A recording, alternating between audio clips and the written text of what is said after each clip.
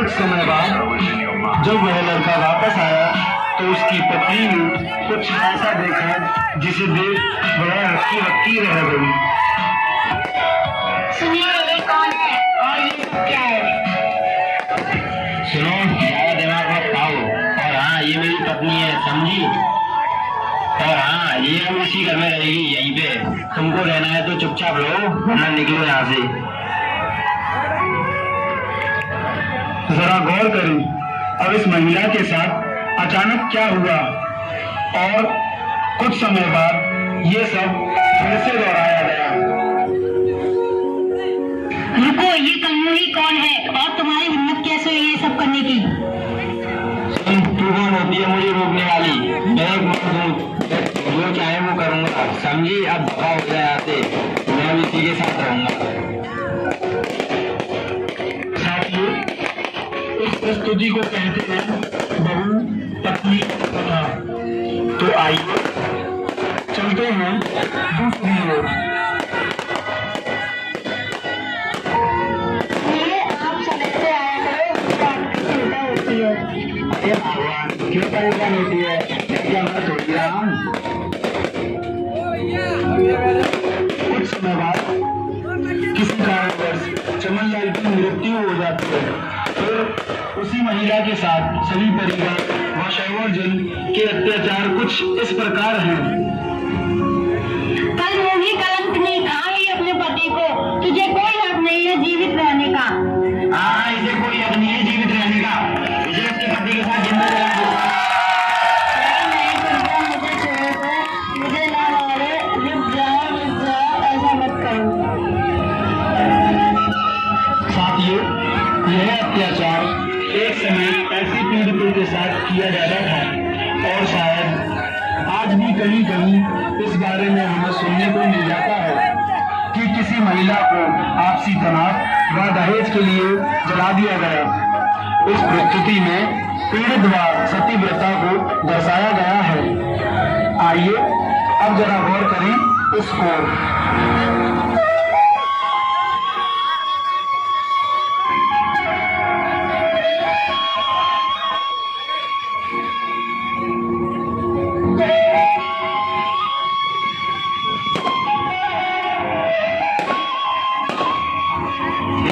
ये क्या कर रही है? दिखा इस किताब को। नीच नौकरानी, तू यहाँ काम करने और हमारी इजाजत मांगने के लिए है, और तुमने ऐसी नौकरानियों को पढ़ने लिखने का कोई हक नहीं।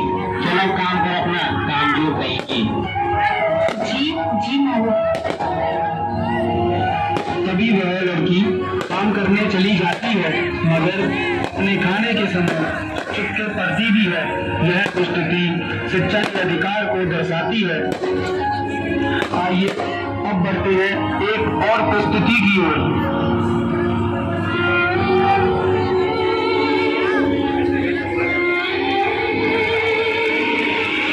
अरे सुनती हो पिंकी की माँ? मैंने पिंकी की सगाई तय कर दी है। और एक बार आप पिंकी से पूछ लेते हैं। सुनो, हम उसके माता पिता हैं, हमें उससे पूछने की कोई जरूरत नहीं है। हम जो कहेंगे वो पिंकी को करना पड़ेगा। ठीक है, मैं उसे बताती हूँ।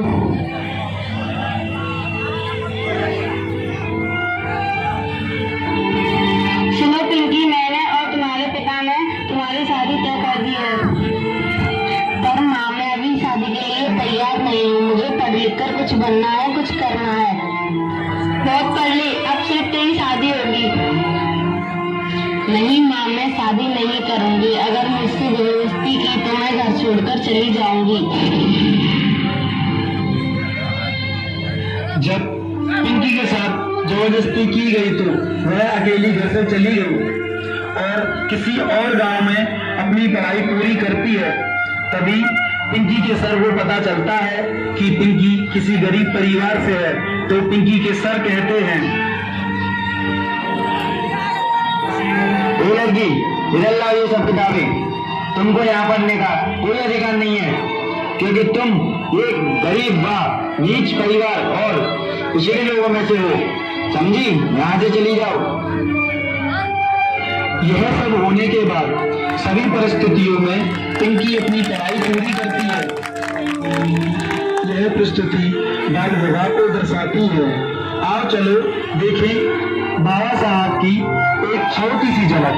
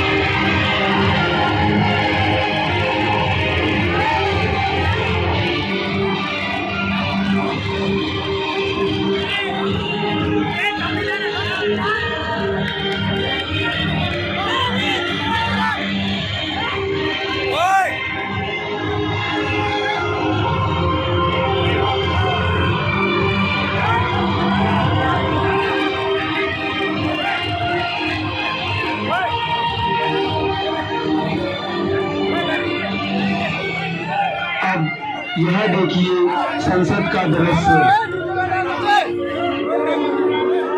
मैं डॉक्टर राजेंद्र प्रसाद कहना चाहता हूँ कि ये हिंदू कोड बिल विवाह व्यवस्था को पूरी तरह से नष्ट कर देगा। आप सही कह रहे हो। मैं श्यामा प्रसाद मुखर्जी यह कहना चाहता हूँ कि ये जो हिंदू कोड बिल है यह एक दलील को निशाना बनाता है। यह देखिए संसद के बाहर का दृश्य जहाँ हिंदू कोड बिल के खिलाफ कुछ लोगों ने इस तरह से विरोध किया। Hindu code bill, Hindu code bill, Hindu code bill अपमान है धर्मशास्त्र का एक बहुत बड़ा कलंक है हमारे रवि परंपराओं और शास्त्रों पर। डॉक्टर अम्बेडकर क्या जाने हिंदू धर्मशास्त्र को? क्या उन्होंने संस्कृत का ज्ञान है? क्या उन्होंने वेद पढ़े हैं? प्रतिशोध के लिए हमारे हिंदू धर्मशास्त्र को कानून के धक्के से नष्ट कर देना चाहते हैं। क्या हम एक अछूत को हमारे पवित्र शास्त्र को छूने का अधिकार दे सकते हैं? बताइए आप लोग। नहीं, कभी नहीं। हम खून बना देंगे एक जवान और अछूत उन नियमों को भंग कर रहा है जो सदियों पहले भगवान श्री कृष्ण, भगवान मनु, भागवत गीता, उपनिषदों ने तय किए थे। छुओ मत हिंदू धर्म, छुओ मत हिंदू धर्म।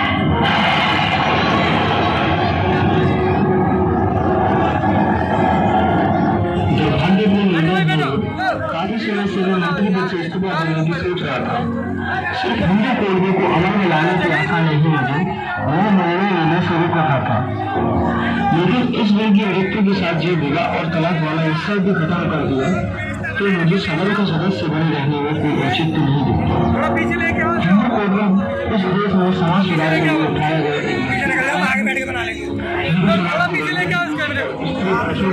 असमानता है उसे बरकरार रखकर आर्थिक सुधारों के लिए कानून पास करना हमारे संविधान को नया पुराने जैसा और बेहतर करने जैसा।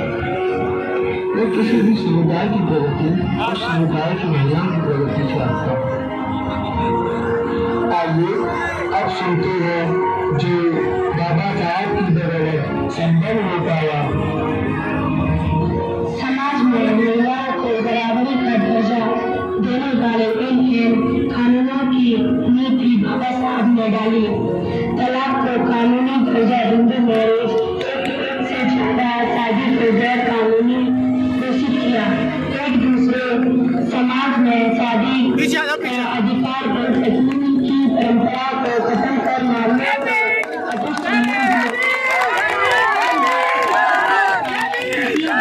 विधवा को अपने जीवन को जीने का पूरा अधिकार है। वह अपने जीवन को फिर से शादीशुदा गुजार सकती है। यह बाबा साहब की बदौलत के कारण ही संभव हो पाया है। बाबा साहब ने संविधान के अनुच्छेद 13 में इन सारे शास्त्रीय नियमों को खत्म कर महिलाओं को एक इंसान के रूप में सम्मान पूर्वक जीने का हक दिया। उन्हीं की बदौलत आज मैं एक ऑफिसर बन पाई। आज बेटियों को वारिस बनने का अधिकार है। समान काम के अनुसार ही काम लेने का अधिकार, लिंग भेद को खत्म करना और बाल विवाह को रोका, यह सब बाबा साहब की देन है। साथियों, आज की इसी प्रस्तुति के साथ हमारे आज के इस एक्ट का समापन होता है।